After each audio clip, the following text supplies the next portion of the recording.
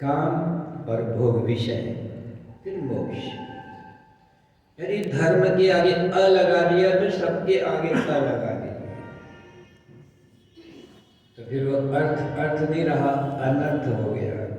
क्योंकि अधर्म के मार्ग से कमाया हुआ धन अनर्थ है। अनर्थ के मार्ग से कमाए हुए धन से भोगा हुआ भोग, ये वास्तव में विषय लंपट जिसको बोलते हैं वो हो जाता है, पतन का कारण है। मोक्ष नहीं मिलता है, फिर बंधन में पड़ते हैं। तो कहते हैं कि धर्म के द्वारा आपकी पवित्र और शुद्ध कमाई से कमाया हुआ धन, इसके द्वारा भोगा हुआ भोग आपको भगवान की गोद तक पहुंचा देगा। क्या कमाल है। आपको भोगों से विरत नहीं करता। तो इतना समझना है कि कृत्रिम क्या है और प्राकृत क्या है। कृत्रिम यह है, मन नहीं है तब भी हम लोग विषयों में गिरते हैं। कृत्रिम वो है जो परमात्मा से उतरता है। और गीता में काम को भी कहा कि काम मैं हूं। संतति उत्पन्न करने का काम मैं हूं, साक्षात कृष्ण है। क्या कमाल है। आपको विरत नहीं किया, किंतु इतना ही समझना है कि प्राकृत व्यवस्था है। भूख लगाने से नहीं लगती है, प्राकृत अपने आप लगती है। इतना समझ जाओ। ये संसार, मैं कहता हूं इससे खूबसूरत चीज कोई हो नहीं सकती। ऐसा खूबसूरत परमात्मा क्या बदसूरत संसार बनाएगा? क्यों गालियां दे रहे हो? आप जहां हो वहां जीना नहीं आता आपको? आप जहां हो वहां जीना सीखिए। इससे खूबसूरत दुनिया बन नहीं सकती है। जीना नहीं आया कि तो हम लोग क्या बोलते हैं, अरे परमात्मा कोई गीत भी है, मुझे ध्यान नहीं आता है। कहते हैं दुनिया तूने कैसी बनाई, तुझे दुनिया बनाना नहीं आया। बहुत से लोग बोलते हैं तो क्या दुनिया बना ली, रात दिन मरे जा रहे हैं, डूबे जा रहे हैं। अरे दुनिया तो बनाना आया है, तुमको रहना नहीं आया है। यदि रहना आता तो ये दुनिया साक्षात वैकुंठ है, शरीर दिव्य है। यहाँ की एक एक चीज दिव्य है। आपको इतना मैं हल्का करना चाहता हूं कि आप जी सको। अभी तो जरा सा कोई काम करते हैं तो पाप हो गया, एक खराब काम हो गया, दुष्कृत्य हो गया, क्या करें। जिन कर्मों को बार बार पाप से जोड़ते हो तो पाप से मुक्ति कैसे हो सकेगी। पर भगवान तो अर्जुन का माध्यम बनाकर हम सबको बोलते हैं, हे निष्पाप, हे अनघ, तुमने कोई पाप नहीं किया है। क्यों? दुनिया में मैंने तुमको उतारा है, दुनिया बनाई भी मैंने है, तुमको बनाकर उतारा भी मैंने है। और यदि वेदांत में चले जाए तो मैं ही दुनिया बना हूं और मैं ही तुम बना हूं। करिए, हम तो कुछ करते नहीं है। सुबह से लेकर शाम तक जो होता है उसके द्वारा होता है। केवल बात कृत्रिम और प्राकृत को समझ लेना बस। यदि इतनी समझ आ गई, जो अपने आप हमारे भीतर से काम उठता है, क्रोध उठता है, लोभ उठता है, अहम उठता है, अभिमान उठता है, ये पाप नहीं है, ये परमात्मा को मिलन का एक रास्ता है। कृत्रिम बना दोगे तो बस फिर नरक, फिर दुख पर दुख आपको प्राप्त होगा। इसको समझने के लिए मैंने एक दृष्टांत उठाया था कल। गंगा मैया आपके घर तक बहती है, उसको हमने कल बहुत अच्छा समझाने की कोशिश की थी। जो थोड़ा छूट गया उसको दोबारा लेते हैं कि गंगा मैया की हम पूजा करते हैं, दीप जलाते हैं, धूप जलाते हैं, नमन करते हैं। इतना करने के बाद भी माँ रुकती नहीं है।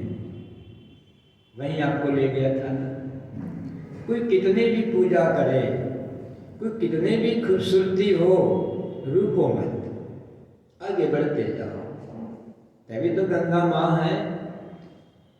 दरिया को मिलना उसका पूरा लक्ष्य नहीं है। घर घर जाकर आपकी प्यास बुझाना गंगा मैया का लक्ष्य है। तभी तो इतनी घूमती है, कितनी टेढ़ी मेढ़ी चलती है।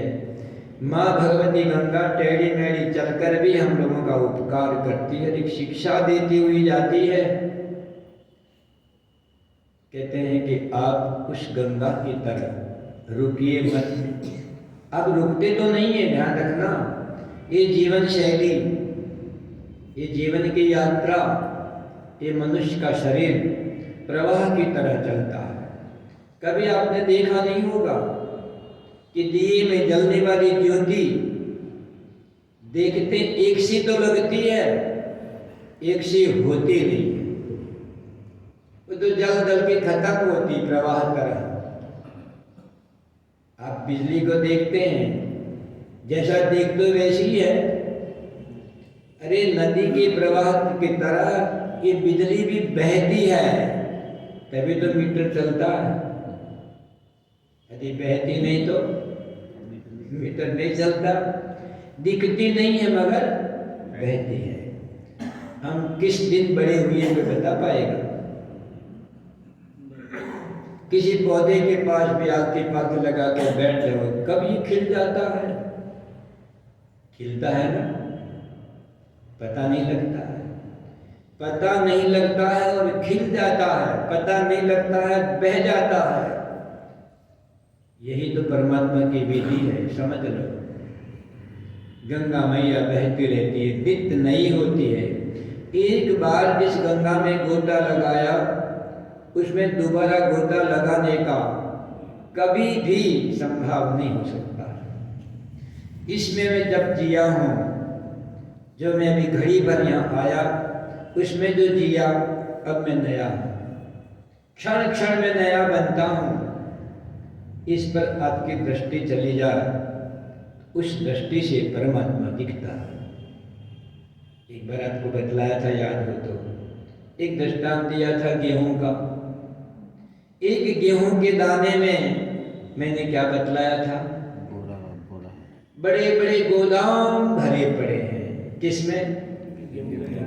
एक गेहूं के दाने में।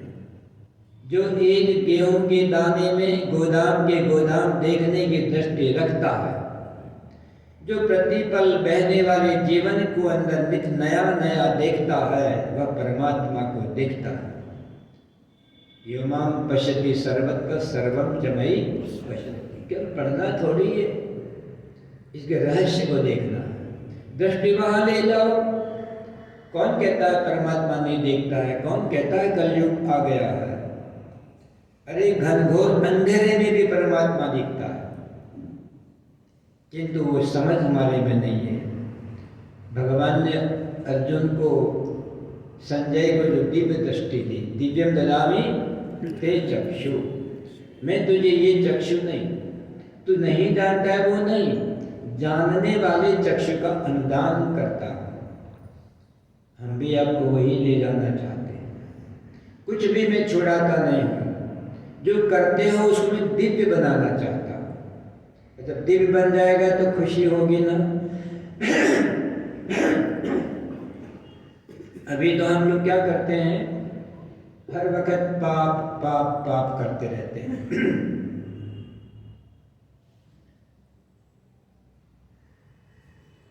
ये मैंने पहले भी कहा था कि संकेत है मेरे लिए। ये मेरा अंतिम आना और प्रवचन है, मैं बंद कर दिया। 20 साल से बंद किया है। ये तो बाबू का आकर्षण समझिए, जो मुझे खींच के ले आते। नहीं तो मैं भी ढीठ हूँ, कहीं जाता नहीं, सब बंद कर दिया है।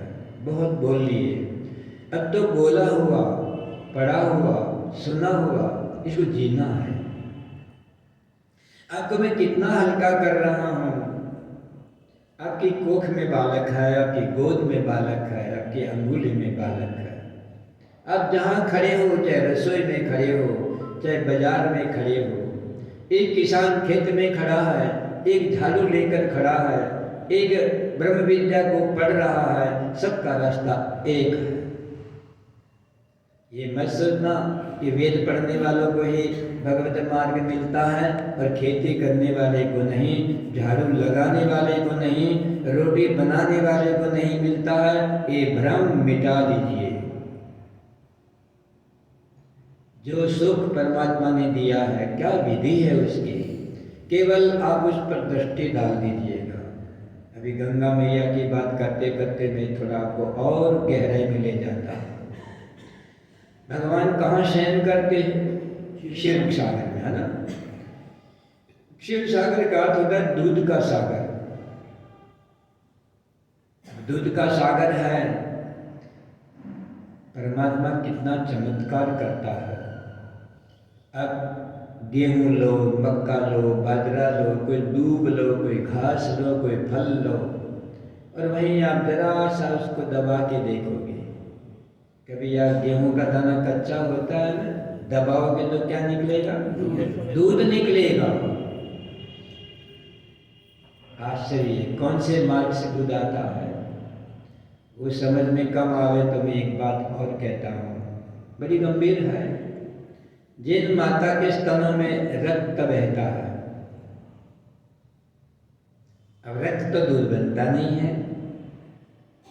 बालक के आने पर क्या कमाल है उसकी विधि, हम नहीं बना पाते हैं, कोई बनाता है। रक्त को दूध बनाने की कोई फैक्ट्री है? है ना? अब दोबारा बोला। पहले प्रश्न था संसार के बड़े बड़े कारीगरों की कि रक्त में दूध बनाने की कोई फैक्ट्री है? नहीं है ना? क्या कमाल है। वहां दृष्टि ले जाइए ना, कि तो अपने आप रक्त दूध नहीं बनता है, ध्यान रखना, जब तक उसका प्रयोग नहीं होता है। कोख में बालक नहीं आता है। जब गाय के भी पेट में बालक आता है तो पता नहीं कैसे ये रक्त दूध बनने लग जाता है। और आप देखते हो बाल्टी भर भर के गौओं का दूध निकलता है। घास खाती हैं, अरे घास तो बिना ब्याए भी खिलाओ ना, दाना खिलाओ, बढ़िया बढ़िया खिलाओ, तो क्या दूध देगी? नहीं देगी। तो ये भी आपको समझना पड़ेगा। यदि बालक पेट में आता है, ये परमात्मा की विधि है। आपको बताने की दृष्टि बदल दो। मैं वहीं बैठा हूँ, तेरे घट में बैठा हूँ, तेरे पास बैठा हूँ, जरा दृष्टि बदल दो। संसार के साथ चलिए, मैं आपको हल्का फुल्का बना देता हूँ। क्यों रो रहे हो? मैं पाप कर रहा हूँ। कब छुटकारा होगा? कब का छुटकारा? किससे छुटकारा मांग रहे हो? परमात्मा से। जबकि हर कर्म में परमात्मा की उपस्थिति है। जो आप प्राकृतिक कर्म कर रहे हैं, हर कर्म में परमात्मा की उपस्थिति है। तो आप कहाँ जाएंगे? केवल समझना होता है। उस आंख से परमात्मा अपना पर्दा खोल देता है। क्या कभी नहीं होता है मैं भगवान को देखूं? मेरे को भी तरस आती है। बाबू भी तरह रात दिन 85-95 वर्ष के होकर भी यहाँ सत्संग करते हैं। देखते हैं कितनी उदारता है कि मेरे भक्तों को, गोविंद भवन के सारे प्रेमी भक्तों को भगवान की झलक मिल जाए। और झलक के लिए मैं इस प्रयास भी कर रहा हूँ कि कोख में बालक आने पर परमात्मा इस शरीर के रक्त में रूपांतरण करता है। कौन सी मशीन लगी है पता नहीं लगता, लगी है ना। और ध्यान देना, मैं थोड़ा और गहराई में जाता हूँ समझने के लिए। आप इस गौ के थन में जरा सुई चुभो, क्या निकलेगा? खून निकलेगा। वहीं खून बहता है, किंतु उस खून के बीच में भी कुछ नाड़ियां ऐसी जिसमें दूध बहता है। कहां से आता है? क्षीर सागर से। परमात्मा सबके साथ जुड़ा है। ये आप गेहूं, बाजरा, चना, मक्का जो भी खाते हैं, यदि आप गेहूं को पीस देंगे तो मालूम पड़ता है वो जो दूध का पाउडर है। और कितने विटामिन मिलाकर दिया है। तुम पर कितनी करुणा करता है। अब गेहूं में कौन कौन से विटामिन है तुमने रखे हैं, कम से कम वो तुमको दिखाई देना चाहिए। भले ही मैं भागवत की कथा नहीं कर रहा हूं कि तुम्हें जीवन का सार बता रहा हूं। हम चलते गंगा मैया के पास, ऐसे बनो। वो जो उपदेश दे रही है, मेरी पूजा क्यों हो रही है, मैं रुकती नहीं हूं, मैं भटकती नहीं हूं, कितनी भी टेढ़ी मेढ़ी चलूं कि तो मैं अपने गंतव्य तक पहुंचती हूं। ये जीवन की धारा भी ऐसी है ना, कितने मोड़ आए होंगे बताओ। सुख के भी आते हैं, दुख के भी आते हैं, लड़ाई झगड़ा सब होता रहता है, कितने मोड़ आते हैं। अरे आने दो मोड़, गंगा मैया बोलती है आने दो। केवल गंगा मैया नहीं, विश्व की समस्त नदियों की बात है। टेढ़ी मेढ़ी चलती हैं, रुकती नहीं है, टेढ़ी मेढ़ी होती नहीं है, ये परोपकार के लिए बहती है, अनासक्त रहती है। आप इसमें कितनी गंदगी डालोगे तो भी नहीं रुकेगी, और कितने फूल डालोगे तो भी नहीं रुकेगी। मत रुकिए। किंतु बस यही हम हार जाते हैं, हम रुक जाते हैं। पति और पत्नी के बीच रुकावट होती है, बाप और बेटे के बीच हम बेटे को देखकर रुक जाते हैं। जीवन का प्रवाह रुकता नहीं है। भले आप कहो रुक जाते हैं, किंतु दैवी शक्ति रुकने नहीं देती है, आप रुक जाते हैं। बेटे में अटक जाते हो, बेटी में अटक जाते हो, धन में अटक जाते हो, बड़े बड़े भवनों में अटक जाते हो। तो गंगा मैया की पूजा करने में जो संदेश था वो कहाँ मिला? अटको मत, भटको मत, चलते रहो आगे, तो गंगा तक सागर तक पहुंच जाओगे। हमें परमात्मा तक पहुंचाने की विधि बनी है, बीच में क्यों अटक जाते हैं? जो अटक जाते हैं वो नहर बन जाते हैं, नहर बन के समाप्त हो जाते हैं। मृत्यु किसको बोलते हैं? सागर को बिना मिले बीच में समाप्त हो जाने का मतलब है मृत्यु। नहर सागर को नहीं मिलती, भले वो खेती की काम आती है किंतु पहुंचती नहीं है, बीच में ही समाप्त हो जाती है। और नदी कभी समाप्त नहीं होती है। हम उस भगवान के जीवन का प्रवाह है, कभी समाप्त नहीं होंगे, आगे बढ़ते जाएंगे। एक प्रवाह और चल रहा है जहां मैं ले जाना चाहता हूं लौकिक दृष्टांत के द्वारा अलौकिकता की तरफ, जो ब्रह्मरथ कहलाता है। ब्रह्मरथ, ब्रह्म सरोवर, एक कुरुक्षेत्र वाला नहीं हो, ब्रह्म सरोवर। ये सृष्टि जहां से पैदा हुई मैं वहां ले चलता हूं, भगवान ब्रह्म के पास। भगवान के पास एक मानस पुत्र की उत्पत्ति होती है, ब्रह्मा। ब्रह्मा की मानस सृष्टि होती है नारद, नारद के बाद सृष्टि होती है व्यास, व्यास के बाद में सृष्टि होती है सुखदेव, सुखदेव के बाद ये धाराएं हमको मिलती रहती हैं। आप उधर चलेंगे तो रुकते नहीं है, याद रखिएगा। ब्रह्मा ने उस ब्रह्म विद्या को प्राप्त करके उपयोग क्या किया? दोष नहीं निकालता हूँ मैं, केवल हम एक निष्काम भक्ति करके एक समझ को पैदा करते हैं। क्या ब्रह्मा सबसे मानस पुत्र, परमात्मा का पहला स्वरूप का नाम है ब्रह्मा। ब्रह्मा तो भगवान है हमारे लिए, इसलिए ब्रह्मा के प्रति, नारद के प्रति, जो बड़े बड़े महापुरुष हैं उनके प्रति दोष दृष्टि मत करना। यहाँ भी कोशिश करना, दोष मत देखना, गुण देखना। एक चित्रकार को एक महात्मा ने कहा, बेटा एक चित्र बनाओ। तो उसने कृष्ण का चित्र बना दिया कि जाओ चौराहे पे लटका दो और बोलना इसमें जो कमी है, नीचे शाही रख दी कि जो कमी है वहां पर तुम निशान लगा देना, उसको मैं सुधार दूंगा। जो आया कभी देखता आंख ऐसी होनी चाहिए, तुमने ब्रश लेकर आंख पे लकीर खींच दी, पाँव अंगुली ऐसी होनी चाहिए, दिल ऐसा होना चाहिए, कपोल ऐसा होना चाहिए। शाम पढ़ते पढ़ते वो चित्र बिल्कुल काला हो गया।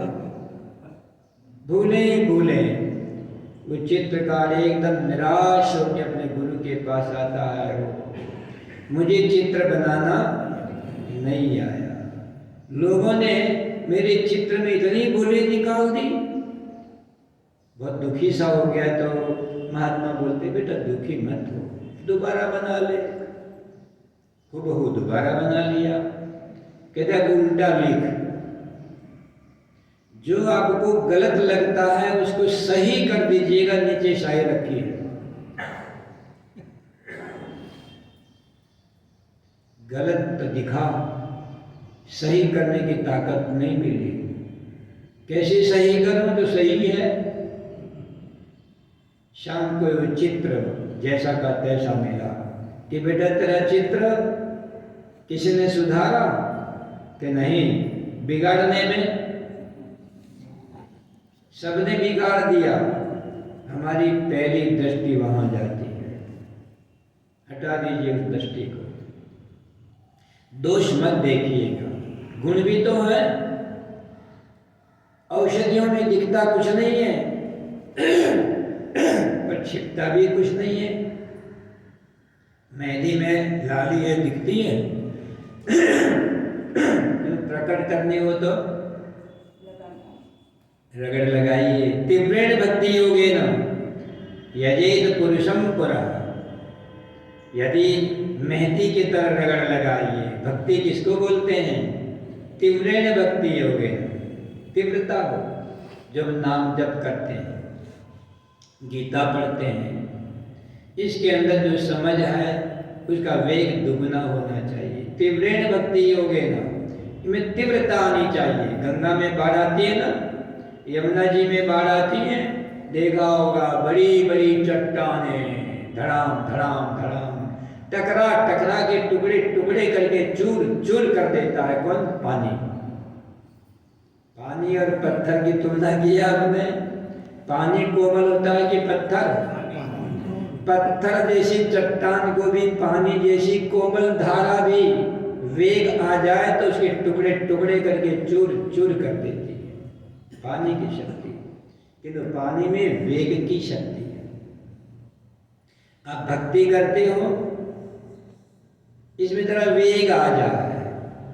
वेग का मतलब ये नहीं रम रम रम रम रम रम करने लगता। वेग का मतलब मैंने अभी फिर एक बार कहा था, आप अपने नाम को याद भी नहीं करते हो और भूलते भी नहीं। याद करते हो? मैं अपने नाम को भूल न जाऊं तो उठ के फिर दर्पण देख के बोलता हूं? नहीं, बोलता भी नहीं हूं, जपता भी नहीं हूं, किंतु भूलता भी नहीं हूं। मेरे नाम में इतनी प्रीति जो कि कृत्रिम है, औपचारिकता के लिए नाम रखा है, वास्तव में नहीं, कल्पना है।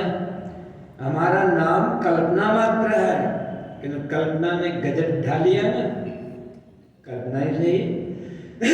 भगवान के नाम की कल्पना ही सही। कृष्ण के नाम की कल्पना करो, राम की कल्पना करो, शिव की कल्पना करो। और जिस प्रकार अपने नाम को नहीं भूलते हैं, ऐसे परमात्मा के नाम को कैसे भूल जाते हैं?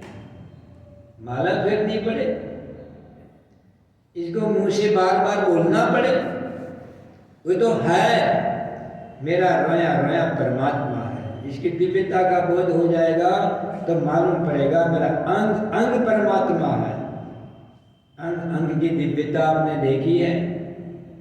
तो कहते हैं कि जो हम लोग उपयोग करते हैं, ब्रह्मा भगवान के प्रथम पुत्र हैं, सृष्टि बनाई, तप के बिना सृष्टि नहीं बनती है, बड़ा भारी तप किया है।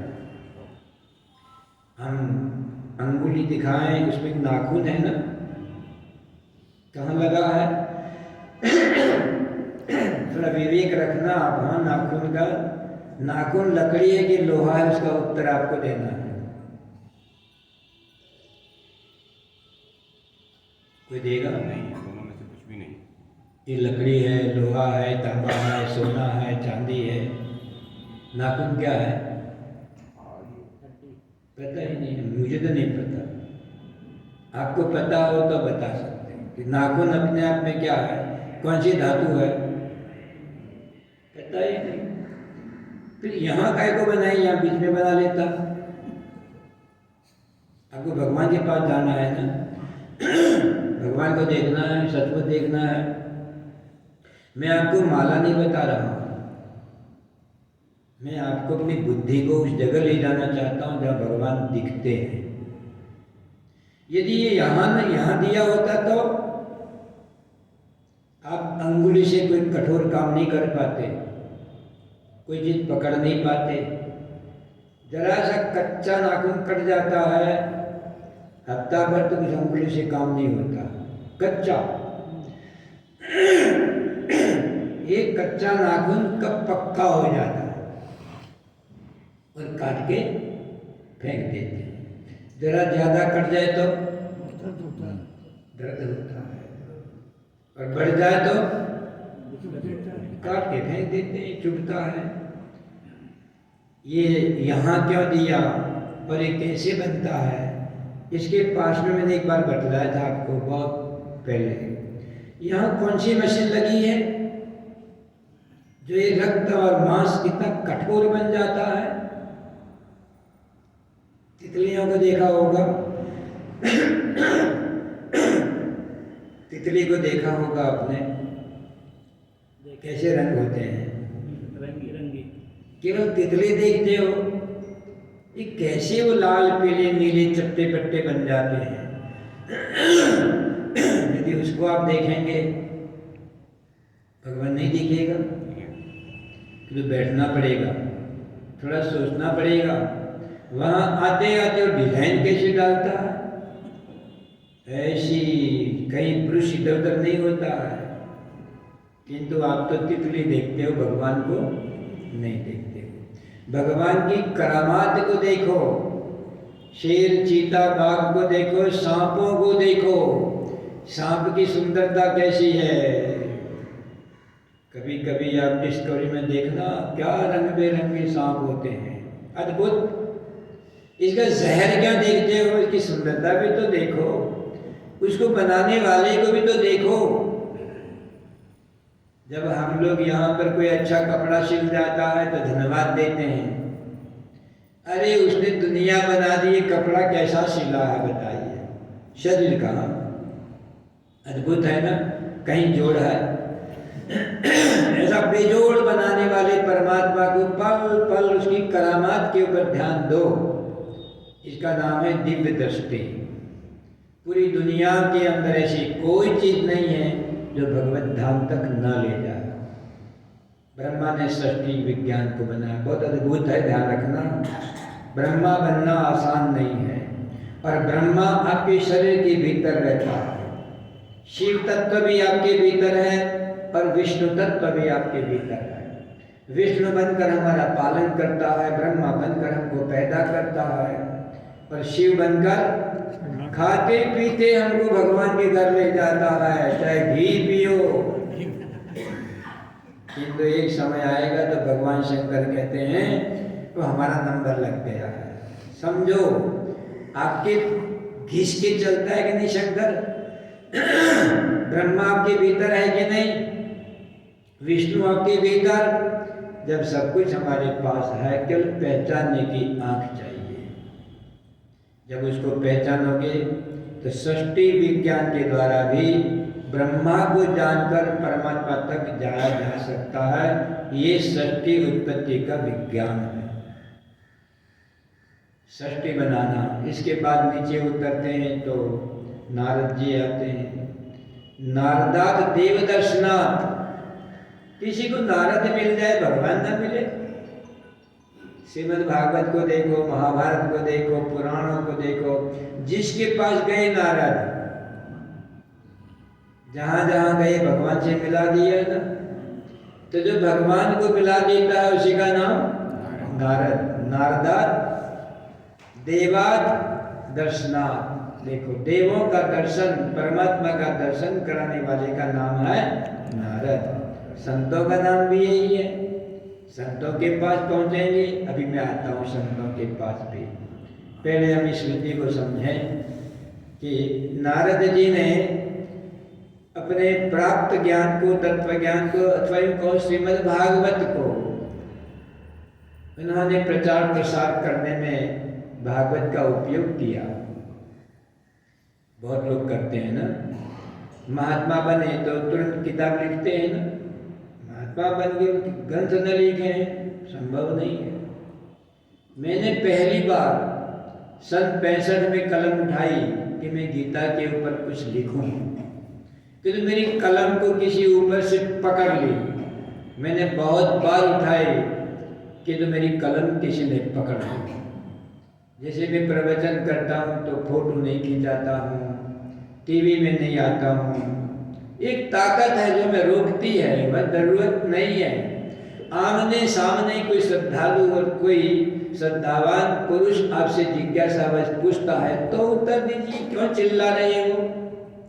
बहुत चिल्लाने से झूठ सच नहीं हो जाता है। किंतु आप तालियां कब बजती है? जब कोई चिल्लाता है तो तालियां बजती है। आप तो कथा सुनने वाले श्रोता लोग हैं, पता है ना, तालियां बजाने के लिए भी 500-500 रुपया लेकर 5-6 जगह लोग बिठाए जाते हैं कि जब मैं कथा करूं तो ताली बजाना। और ताली ऐसा बुरा रोग है, आप झूठ मूठ बजा के देखिए। कोई एक आदमी बजाएगा तो शुरू। एक बहुत बड़ा इंटरनेशनल कथावाचक जिसने हमको भी बुलाया था, तो देखो उसने क्या कहा, मैं ब्रज में पैदा हुआ हूं, मैं भागवत 700-800 बार कर चुका हूं, गोवर्धन की परिक्रमा भी मैंने कई बार की है। पहले तो बोलता है कि एक बार जो गोवर्धन की परिक्रमा करेगा किसी न किसी प्रकार भगवान श्री कृष्ण के दर्शन होते ही हैं। लोगों ने तालियां बजाई, मैंने भी बजाई कि भाई गोवर्धन की परिक्रमा करते समय किसी न किसी रूप में मिल जाता है। किंतु तुरंत इस महानुभाव ने ये बात भी कही, हाँ, कि मैं ब्रज में पैदा हुआ और 100 बार परिक्रमा की, मुझे भगवान कृष्ण की छाया भी नहीं दिखाई दी, तभी लोगों ने ताली बजाई। कि जब माइक मेरे को दिया तब मैंने कहा, भाई ये जो पैसा दे के ताली बजाने के लिए बैठे हैं उनको इतना तो समझा दो ताली कब बजानी चाहिए। हम भी ना समझ है ना, एक आदमी झूठ झूठ ताली बजा दे तो अब पूछेंगे क्यों बजाई, पता नहीं। अरे आखिरी उसने ताली क्यों बजाई, उसको पूछे ताली क्यों बजाई, वो मेरे पैसा दिया था कि ताली बजाते रहता। आपको नहीं पता है सब चीजों का। ये जगह जगह ताली बजाने वाले को पैसा दे के बिठाते हैं, और एक ताली बजाई तो सब बजाए, फिर ये नहीं पता है कि ताली बजानी कब चाहिए। भगवान दिखते हैं ताली बजाओ, भगवान दिखे ही नहीं, अब बताओ ताली क्यों बजाई, किस लिए बजाई? तो मैंने वहीं खोला, मैं कि आपको भगवान के दर्शन नहीं हुए, आपकी इस मूर्खता के ऊपर इन सब भक्तों ने ताली बजाई है। तब देखो ये सूत्र उन्होंने बंद कर दिया। फिर बहुत प्रक्रियाएं हैं। तो नारद जी भी हाथ में खड़ताल लेकर हम प्रचार प्रसार करेंगे, हो रहा है ना। पहले भागवत होती थी कोई साल में 1-2 बार, कोई महापुरुष 2-3 बच्चे थे वही कथा करते थे। अब तो सुनाने वाले जितने हैं सुनने वाले भी उतने नहीं होते, इतने हो गए हैं, हजारों लोग हो गए हैं। अच्छी बात है, कम से कम भागवत तो करते हैं, वहाँ मेरा कोई रोक टोक नहीं है। किंतु केवल वही करना, परमात्मा की प्राप्ति ना हो, परमात्मा की समझ ना हो, वहाँ थोड़ी तकलीफ होती है। जब वो खड़ताल हाथ में लेके जाने लगे तो भगवान ब्रह्मा उनके पिता है ना, मानस पिता, उन्होंने कहा रुको, ध्यान देना इस बात को ना, तो कहाँ जा रहे हो? कहते हम अब भागवत सुनाएंगे सबको। देखिए ब्रह्मा जी एक बात कहते हैं, यथा हरौ भगवती नृणां भक्तिर्भविष्यति सर्वात्मनि अखिलाधारेति संकल्प वर्णय। तू जा रहा है सुनाने के लिए, तो एक बात सुन, ये जो भक्ति माता है तू सुनाने जा रहा है, उसके पहले सर्वात्मनि अखिलाधारेति संकल्प वर्णय। क्या तुझे पत्ते पत्ते के अंदर भगवान श्री कृष्ण दिखाई देते हैं? कण कण में कृष्ण दिखाई देते हैं? तो नारायण ने कहा नहीं, तो साधना करो। पहले साधना करके पूरे विश्व के कण कण के अंदर जब परमात्मा दिखाई दें, तब साधना करो, तब प्रचार करो। संभव है? कितनी कठिन बात है। बोलने के पहले कितनी तपस्या करनी पड़ती है। मैं बड़ी बात नहीं कर रहा हूं, मगर मैं वो ही बोल पाऊंगा जो मैं हूं। जो मैं नहीं हूं मैं नहीं बोल पाता, मेरी जिह्वा नहीं उठेगी। क्योंकि हम जितना बने हैं, जितना करते हैं, जितना होते हैं, उतना ही बोलते हैं। और बहुत सी बार हम नहीं होते, वो भी बोलते रहते हैं। यही आपको चिंतन करने की जरूरत है। नारद जी ने साधना करके भगवान का साक्षात्कार किया।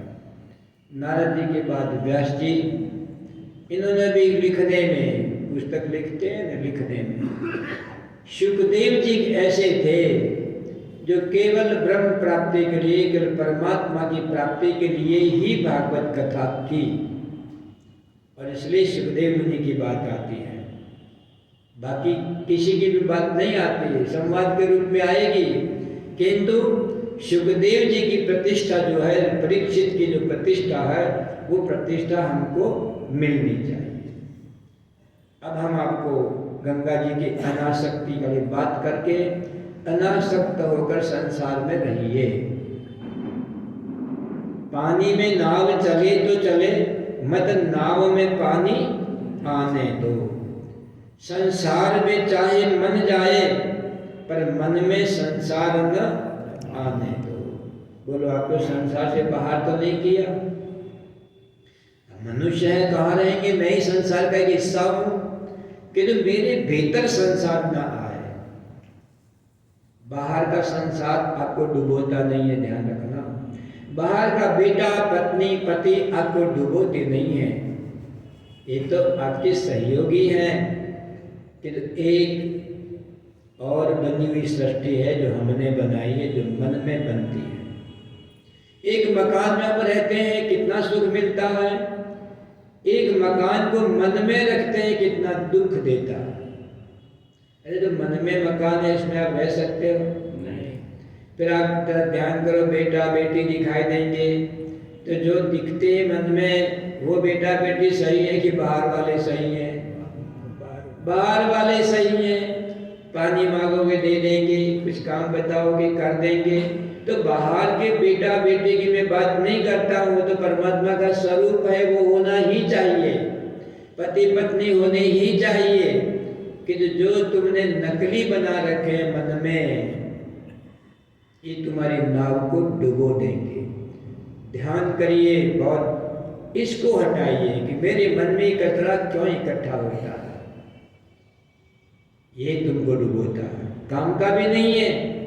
बाहर का पति काम का, पत्नी काम की, बेटा बेटी काम के, दुकान भी काम की, पैसा भी काम का, पर एक जो पैसा अंदर बना हुआ है वो सोने का, चांदी का होता है।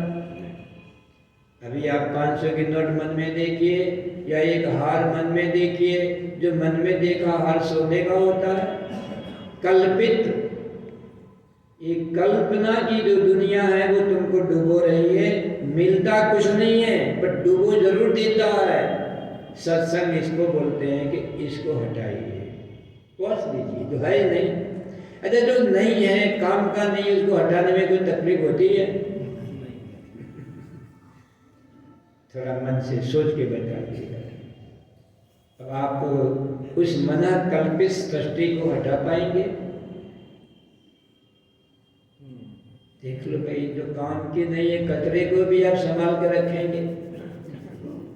कचरा है ना जो मन में है, मकान को मैंने कब गिराया बताओ? मैंने नहीं गिराया। आपके बेटा बाटे की आपने मैंने मेरे बेटा बेटी की निंदा नहीं की। किसकी निंदा की है? जो आपके भीतर है, जो काम की भी नहीं है। तो ध्यान उसको बोलते हैं कि जो कचरा हमारे भीतर प्रविष्ट हो रहा है, उस कचरे में मन मत लगाओ, परमात्मा की बनाई दुनिया में गले लगाओ। बोलो संसार छूटा। बिना संसार छूटे हम तैर के बाहर चले जाए, उसी का नाम ज्ञान होता। सर्वम ज्ञान प्लवे नहीं हो व्रजिनम संतरिष्यति। ये जो ज्ञान की नौका है, ये जो समझ की नौका है, वो हमको भवसागर से पार लगा देगी। कोई कठिन बात तो नहीं बतलाई आपको, एकदम सुगम उपाय बतलाता। अब चलते हैं महात्माओं के पास समझने के लिए। वृंदावन के अंदर हम रहते हैं तो बहुत से महात्मा भी हमको मिलने आते हैं। देखिए, महान पुरुषों की संगति, संत क्या नहीं कर सकता, कुछ का कुछ कर सकता है। बीच में बात प्रत्यक्ष की बताता हूँ, हरिद्वार की। जब मैं हरिद्वार में रहता था तो सायंकाल हम लोग घूमने जाते थे। तो 70 आश्रम के बाद सन 72-75 के अंदर कुछ नहीं था। कभी जो पुराने लोग हैं ये गए होंगे तो 70 आश्रम सबसे आखिरी आश्रम था, बाबू को पता होगा। और इसके बाद झाड़ी झाड़ी, जंगल ही जंगल, कुछ नहीं होता था। हरिद्वार की बात कर रहा हूँ। और आज तो वहाँ शहर बन गया। उस समय की बात कर रहा हूँ, सन 72 की। हम शाम को घूमने चले तो थोड़ा दूर गए तो एक हमको अलमस्त पड़ा हुआ महात्मा मिला, अवधूत रेत में पड़ा हुआ है। हम जब अंदर पास गए तो उसको देखकर हमको हुआ कि धरती के ऊपर कैसे कैसे संत होते हैं। एकदम महाराज अवधूत, और क्या मस्ती में पड़ा हुआ। अब कभी कभी महलों में जो मजा नहीं आता है, वो मजा ऐसे संत मिट्टी में लेते हैं। धूल में पड़ा हुआ है, कपड़ा भी नहीं है शरीर के ऊपर, और इसको देखो तो मालूम पड़ता है कोई चमत्कार पड़ा हुआ है। मैंने प्रणाम किए। प्रणाम करने के बाद मैंने कहा, भगवान एक आध छींटा हम पर भी डाल दो, ऐसी मस्ती हमको भी आ जाए। ये सच घटना बता रहा हूँ आपको, हरिद्वार की। संत कैसे होते हैं वो बता रहा हूँ आपको। जब इनको मैंने प्रार्थना की, बोले नहीं। जब नहीं बोले तो मैं आगे बढ़ने लगा। जब मैं लौटने लगा तो ताली बजाई, तो मैं समझ गया कि मौन है, बोलते नहीं है। ताली बजाकर मुझको इशारा किया, आगे जाओ। थोड़ा थोड़ा अंधेरा भी होने लगा था, आश्रम भी लौटना था, किंतु इसके इशारे पर इतनी ताकत थी, मैं उनको मना नहीं कर पाया। मैं कि मना करूँगा तो इतना बलवान था, हम भी उस समय युवा थे, पर उसकी ताकत के आगे हमको उसकी आज्ञा का उल्लंघन हम नहीं कर पाए, और उसने आगे भेजा। थोड़ा आगे गया तो एक वृक्ष के नीचे एक महापुरुष लोग अपनी समाधि में बैठे हुए थे। मैं तो देखकर उसकी ताली को याद करने लगा, क्या महापुरुष हैं, मुझे ऐसे महापुरुष के पास भेज दिया है। मैं इनके पास बैठ गया। मैं कि अभी आँख खोलेंगे तो बात करूँगा, किंतु जब तक कोई आँख नहीं खोली तो मैंने हमारा एक महात्मा का परिचय का एक नमस्कार का ढंग अलग होता है। वो वही जानता है जो संतों की परंपरा में होता है। तो मैंने उस मंत्र का जाप करके और महाराज से को प्रणाम किया। तो महाराज धीरे से अपनी आँख खोली। ये सत्य घटना बतला रहा हूँ। जब उन्होंने आँख खोली तो मालूम पड़ता है कि जैसे टॉर्च में से कोई प्रकाश निकलता है, ऐसी उनकी आँख में से प्रकाश की चादर निकली, और मैं तो एकदम हतप्रभ हो गया। ऐसे महापुरुष धीरे से मैंने नमन करके और पूछा, महाराज जो आप ये आनंद ले रहे हैं एक घूंट हमको भी पिला दो।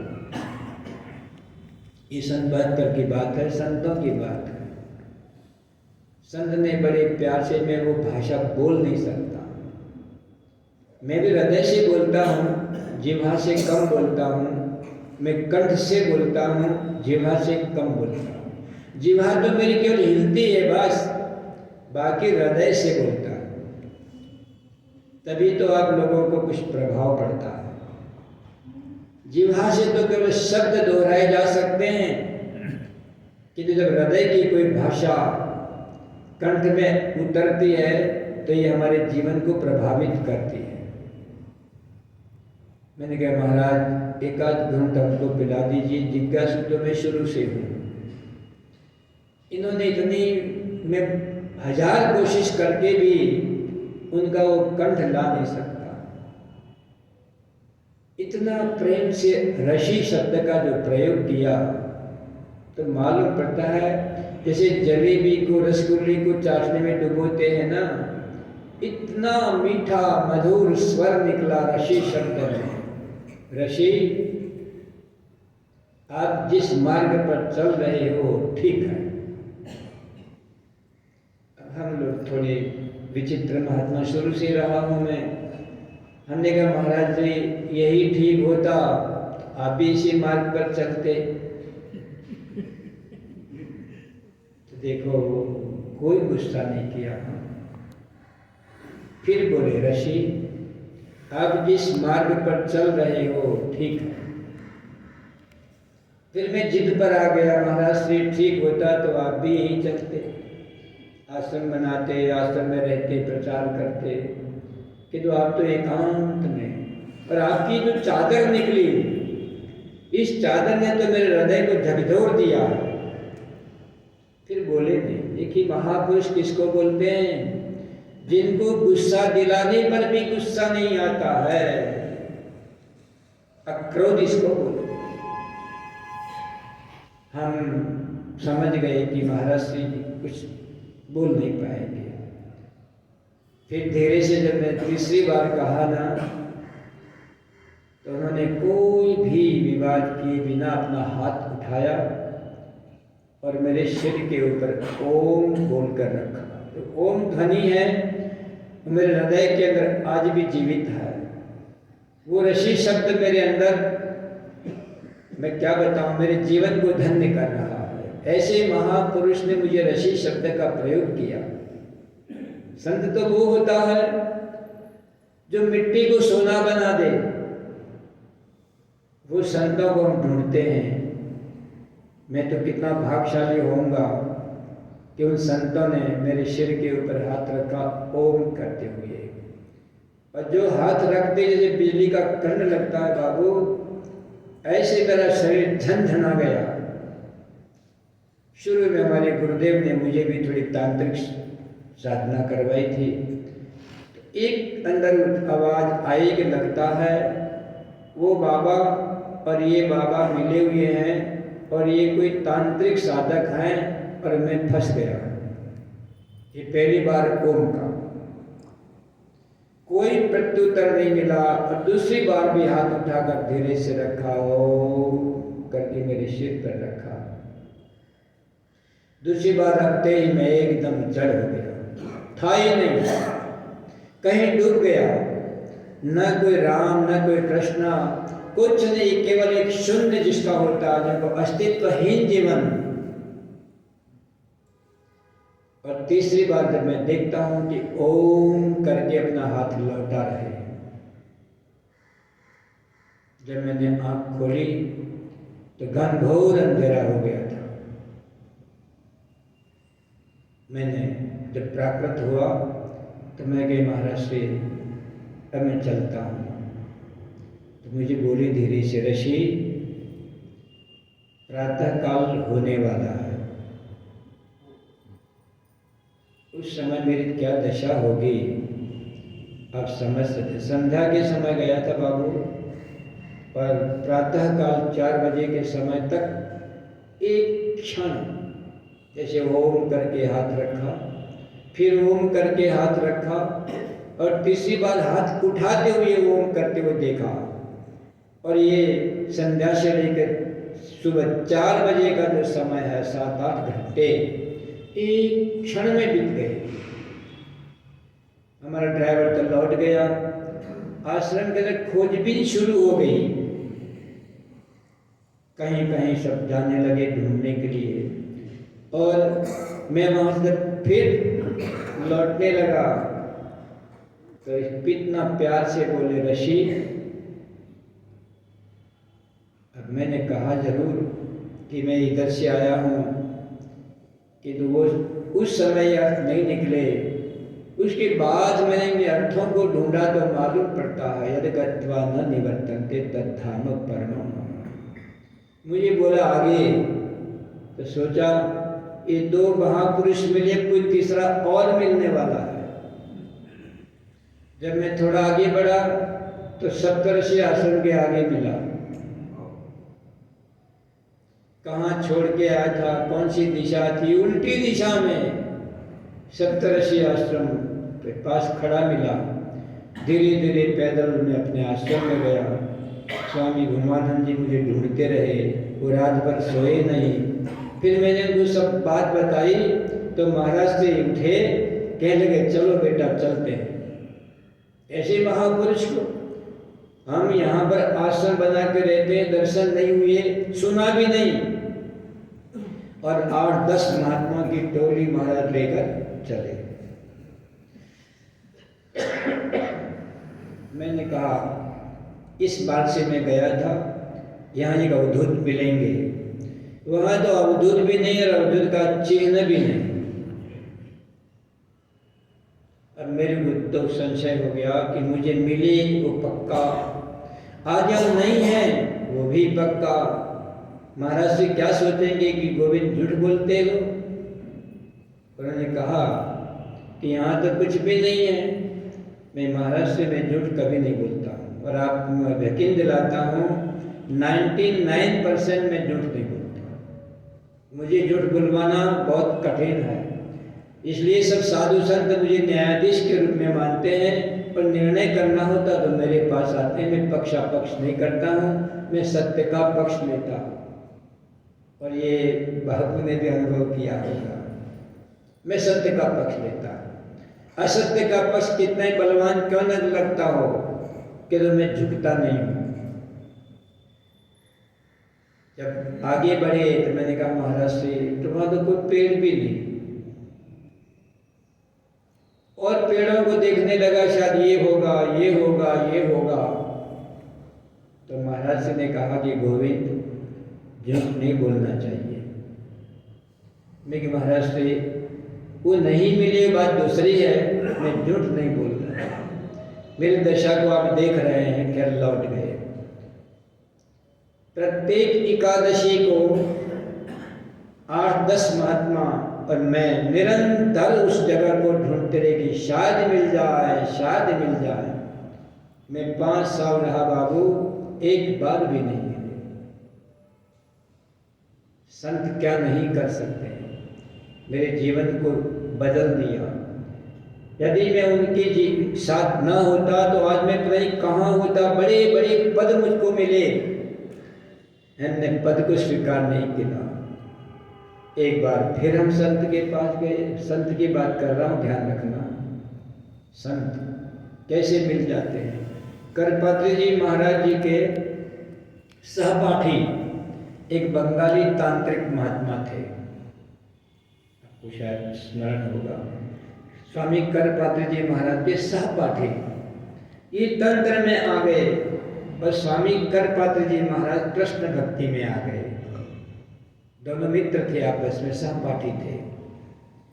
हम लोग 3-4 महात्मा सायंकाल के समय गए तो वो धरती पे नहीं बैठते थे, वो माचड़ा बना के मंच बना के मंच के ऊपर बैठे। देवहर बाबा नहीं, ये बंगाली बाबा तांत्रिक। मैंने इनको देखा तो उनकी हड्डियों के ऊपर केवल चमड़ी चिपकी हुई थी, कंकाल होता है ना, ऐसा बिल्कुल।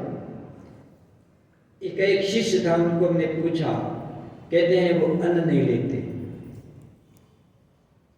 केवल उसमें चाय तो नहीं पीते हैं, कहते कोई औषधि थी कि बस एक बार एक गिलास इस औषधि का पान करते हैं।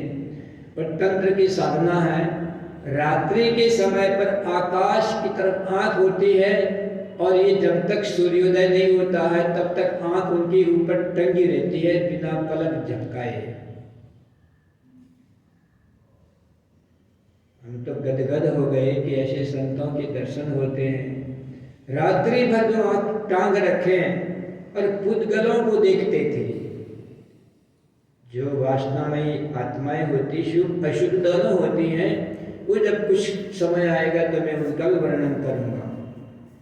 ये इसलिए समझा रहा हूं कि धरती खाली नहीं है। यदि हमारे में योग्यता है तो हमको उस संतों तक पहुंचा देते हैं।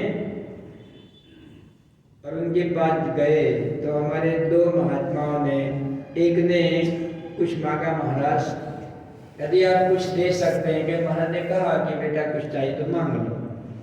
तो एक ने कहा हमको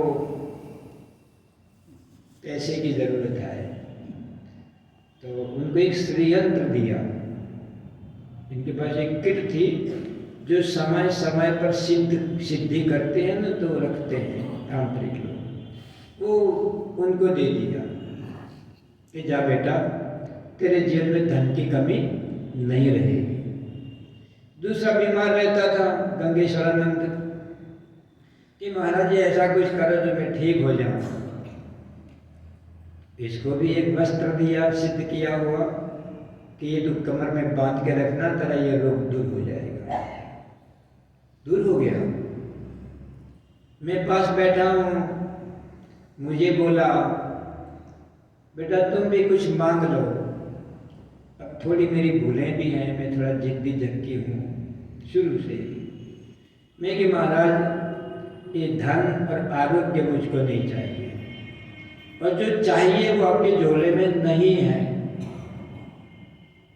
अब आप देखिए इतना बड़ा तांत्रिक करपात्री जी महाराज को हम 100 बार प्रणाम करते थे। जब मैं ये बोल दूं एक महान तांत्रिक को जो अन्न को ग्रहण नहीं करते, फल नहीं खाते हैं, केवल एक गिलास औषधि का जल पीते हैं, और चमड़ी को मैं देखा हड्डियों के साथ चिपकी हुई, ये मांस है ही नहीं, ऐसा कंकाल शरीर कि तो तेजोमयी, कंकाल होते हुए भी तेजोमयी। तो मैंने कहा महाराज जो मुझे चाहिए वो आपके झोले में नहीं है। एकदम भड़क गए, ऐसी क्या चीज है जो मेरे झोले में नहीं है? तंत्र बड़ी ताकत होती है। हमने कहा महाराज से क्षमा करना, मुझे धन दौलत नहीं चाहिए। यदि आपके झोले में कुछ ताकत है तो मुझे भगवान की रासलीला दिखाइए।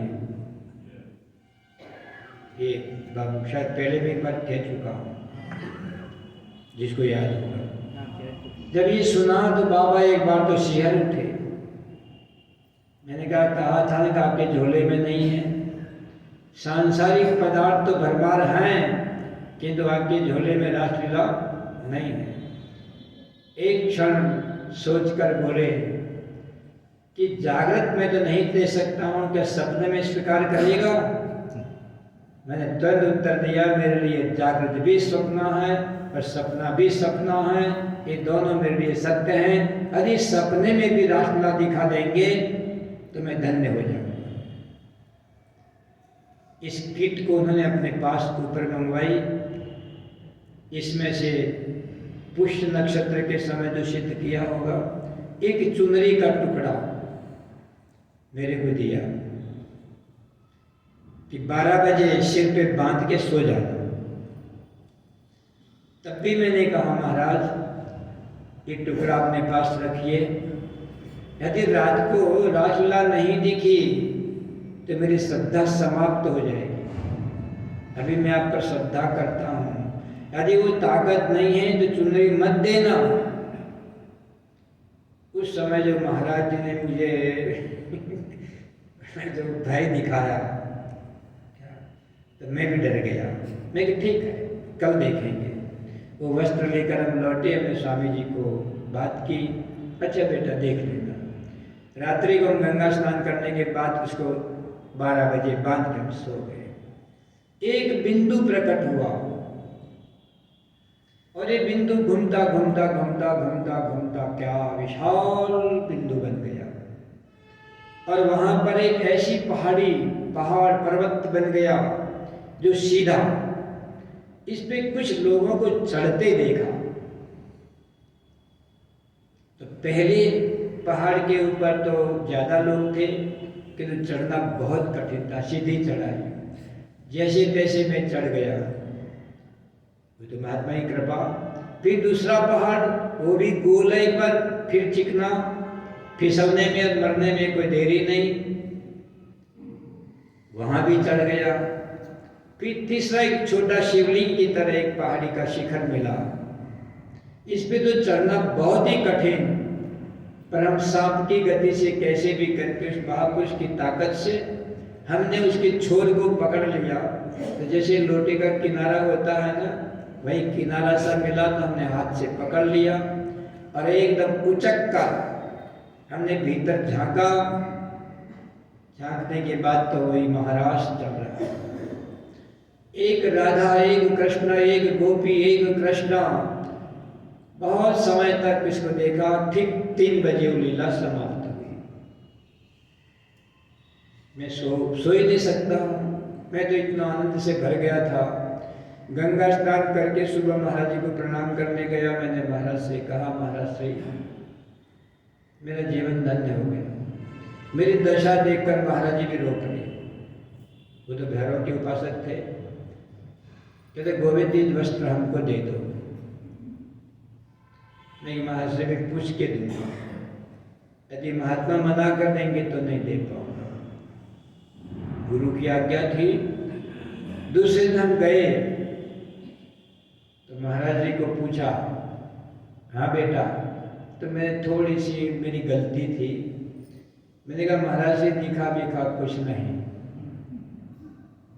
आप देखिए उस समय महाराष्ट्र का रोया तप रहा था, हो नहीं सकता है। यह है तांत्रिक साधना। संत वो होते हैं जो अपने बात के धनी होते हैं। हो नहीं सकता है। सपने में तुमको रासलीला दिखनी चाहिए, यदि नहीं दिखी है तो देखो महाराज कहते उछल के गंगा जी में प्राण दे दूंगा मैं। महाराज रुकिए रुकिए रुकिए, क्या साधना होती है, क्या संत होते हैं।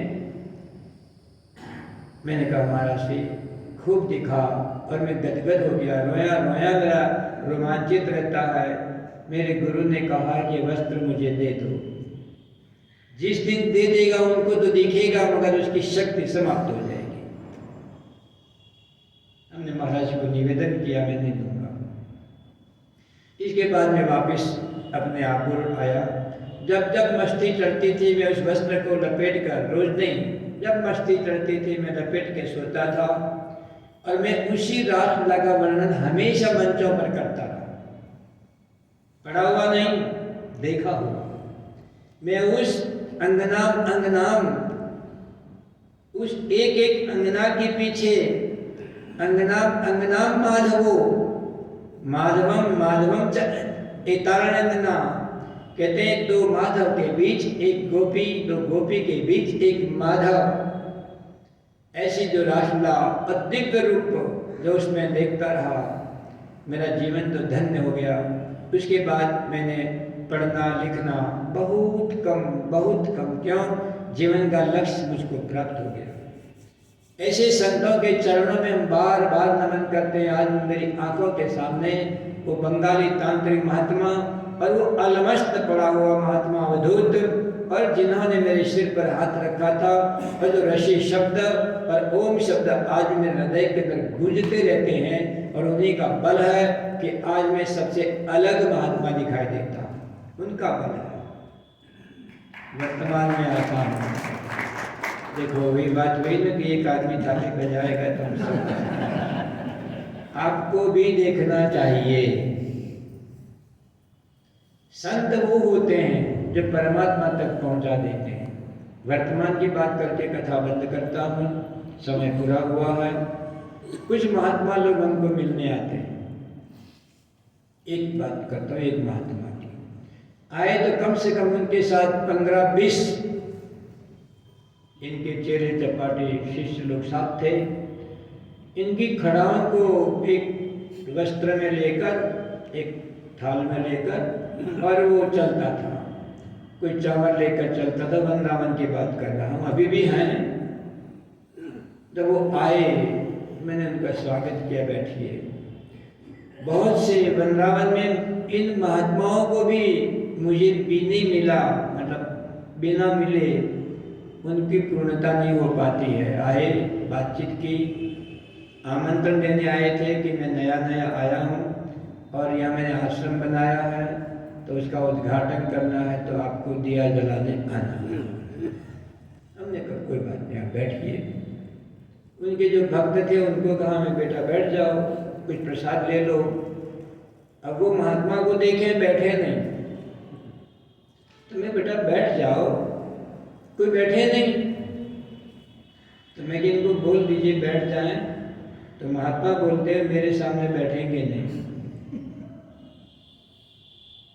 मैंने कि अपनापन होना चाहिए।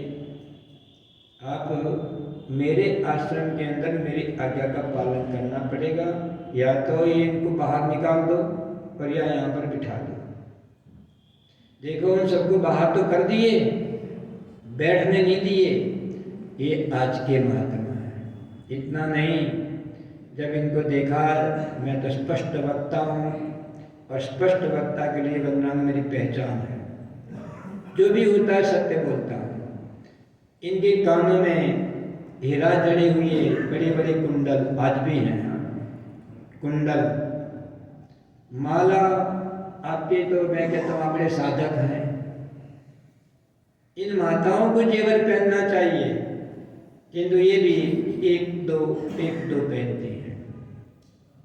कम से कम 5-5 लड़ियों की महाराज जी, ऐसे मोटे मोटे धागों की माला, मोटे मोटे मणकों की, सोने की, चमाचम चमकती हुई, बीच में पेंडल, वो भी पता नहीं मूंगा था कि हीरा था कि क्या था, चमकता हुआ।